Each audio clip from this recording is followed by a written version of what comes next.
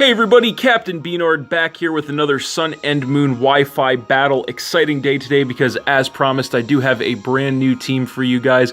No ORAS throwbacks this time. These are all Pokemon that I have never used competitively, and I am really excited to use this team in battle. I put a lot of effort into designing it, and I've put together what I feel is a pretty interesting and original combination, which is, of course, what I love about the game, trying to be original at the same time maintaining a competitive edge. So I am really excited to see how this team does in battle. So having said that, our first match with the team today is going to be against Matt, just another random person from the online festival plaza, and as you can see, he has a very solid team, so it is definitely going to be a good one, and we're going to get into it.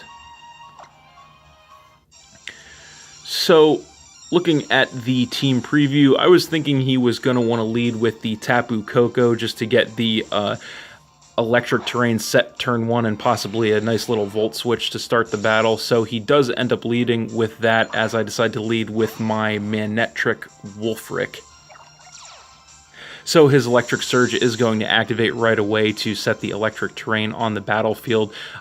Not really going to be bad news for me since I am an electric type. So I'm going to go straight for the Mega Evolution into Mega Manectric. And my Intimidate is going to lower his attack stat as well. He actually goes for the taunt here right out of the gate. Not exactly sure why. Maybe he was anticipating a switch on my side, since Manectric isn't exactly known for its status moves, but I just go for a Volt Switch of my own, so that is going to take him down by about half, boosted by the electric terrain, and I do get the mandatory switch, so I'm going to come in with my Marowak Darth Maul, and this turn he is going to go for a Volt Switch. I'm not sure if he was predicting a double switch on my side, or if he didn't realize that I do have the Lightning Rod ability, but either way, that's not going to hit me, and I am just going to go straight for the Flare Blitz, which is going to finish the Tapu Koko off early and to drop him down to 5 Pokemon. I'm also going to take a little recoil from that. So then he's going to come in with his Togekiss, and I'm going to go ahead and switch out here. I don't want to take a special attack from this thing, so I'm going to come in with my Special Wall, my Mantine, which is good old Ray Romano, ready to crack some bad jokes. So he just goes for the Air Slash, which is only going to take me down by about a quarter, not too bad. This turn he is just going to go for it again, so that is going to take me down to a little more than half. I do not get flinched, luckily, and I'm going to go for an Ice Beam, which is going to take him down by, it looks like, exactly half, which was pretty good. So he is going to go for the switch here. He knows he's not going to outlast me at this rate, so he's going to go ahead and come in with his Metagross, probably predicting another Air Slash or Ice Beam, which I do go for again, so not really going to do much of anything to him there, and that is going to be it for the electric terrain. So he is going to go for the Mega Evolution here into Mega Metagross. I stayed in here because I wasn't really sure what he was going to go for, but I didn't really want to risk a switch, so he's just going to go for the Zen Headbutt straight away, and that is going to be enough to finish off my Mantine and drop me down to 5 Pokemon. So then I'm going to come back in with my Manectric, and I'm going to get the Intimidate to lower his attack, which is good.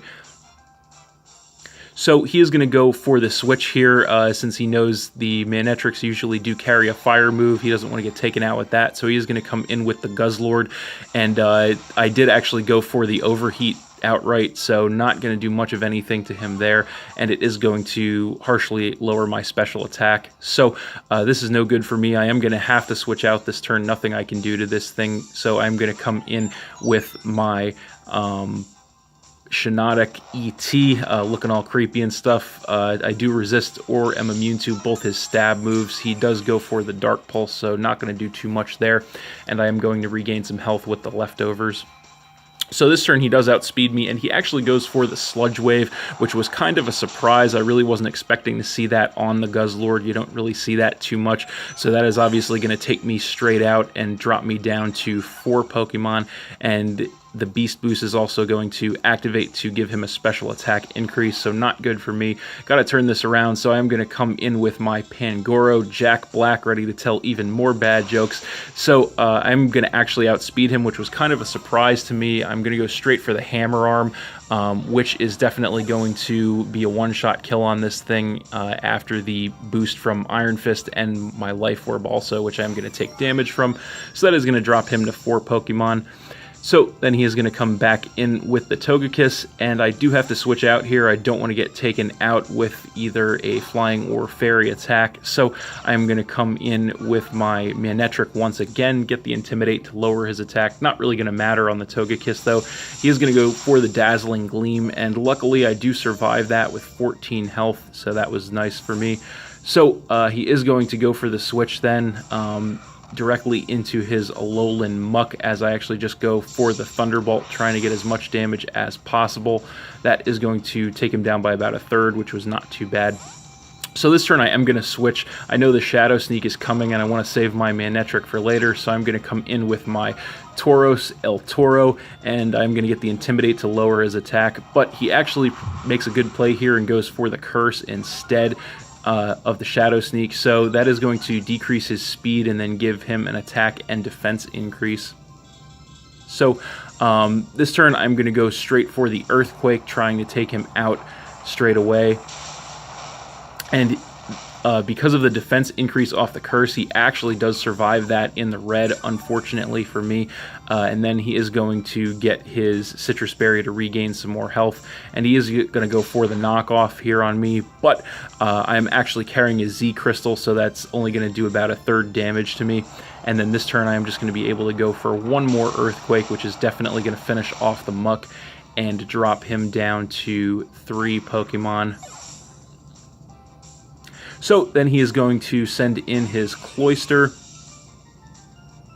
And so now I decide it is time to go for the Z move. So I do just have the normal Z Crystal on the Tauros for the normal Z move, which is of course going to be the Breakneck Blitz. So I just have that on there for one very strong attack that I can have on this thing. So I'm going to hit him with that, and that is going to drop him into the red, but he does survive, and that is going to allow him to go for the Shell Smash, which is going to decrease both his defense stats, but give him sharp increases for both his attack stats and his speed stat. I kind of think he was probably focus sashed anyway, so it didn't really matter that I didn't take him down with the Z move. So here I am going to have to switch. I want to save my Tauros for later to get another Intimidate on this thing if need be. So I'm going to switch in my Manectric as fodder, and also to get the Intimidate on this thing to lower its attack. So he is going to go for the Icicle Spear, which is going to just finish me off in one shot and drop me down to 3 Pokemon. So then I am going to come in with my Pangoro once again. And I'm just going to go for the Bullet Punch here. I figure with my Life Orb Iron Fist boost, plus the fact that his defense is lowered, it will take him out. And sure enough, it does finish off the Cloyster, which is great. And that is going to drop him to 2 Pokemon. I'm also going to take some Life Orb damage. So then he is going to come back in with the Metagross.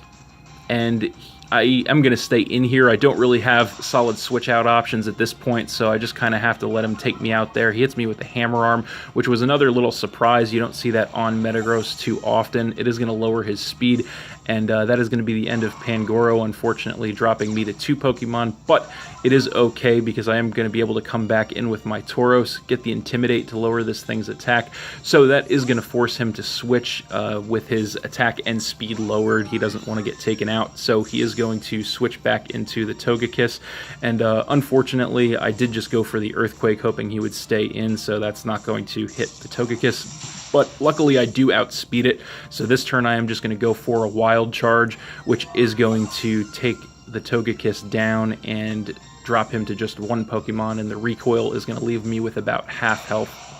So finally he is going to come back in with the Metagross, and I am going to go for the switch here. I have a feeling the Hammer Arm is coming, so I want to see if I can get a free switch into my Alolan Marowak. And sure enough, he does go for the Hammer Arm, so I do get that, so that was nice. So this turn, he is going to go for the Earthquake, trying to take me out.